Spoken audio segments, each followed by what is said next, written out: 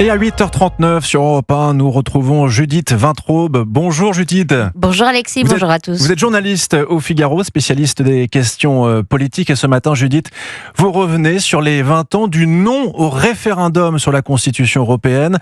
Un anniversaire qui a pourtant été abondamment fêté, si je peux dire. Quelque chose nous a échappé, Judith ? En effet, on a beaucoup parlé cette semaine de la victoire du non et surtout du traumatisme qu'a causé ensuite Nicolas Sarkozy en passant par le Parlement pour imposer aux Français des transferts de souveraineté qu'ils avaient refusés.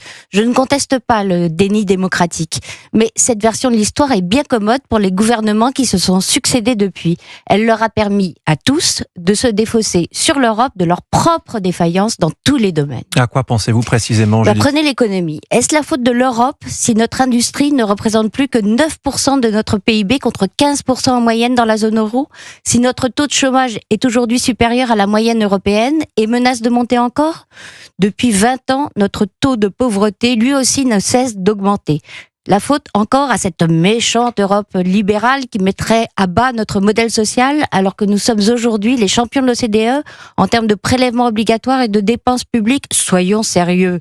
Nous payons nos propres choix économiques, notre manque de courage politique. Je vous renvoie à l'interminable feuilleton de la réforme des retraites qui n'est plus un sujet chez la plupart de nos voisins.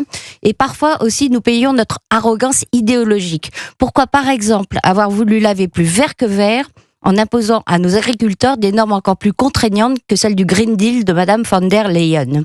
Les paysans français qui recommencent à manifester ne s'y trompent pas, eux, c'est Paris qu'ils visent, pas Bruxelles. Mais en matière de contrôle de l'immigration, c'est bien, Judith, l'Europe qui nous empêche de renvoyer la plupart des clandestins.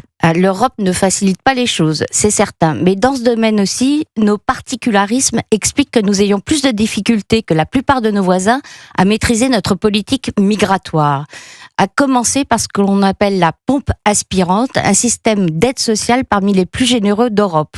Ou encore, le droit inconditionnel à l'hébergement d'urgence, une exception française qui explique la saturation de structures d'hébergement par les migrants. Nous sommes aussi les seuls à avoir délégué la gestion des demandeurs d'asile à des associations qui considèrent que tout étranger désireux de s'installer sur notre sol doit pouvoir le faire. Mais ça va peut-être changer si l'Assemblée nationale approuve un texte déjà voté par le Sénat il y a 15 jours.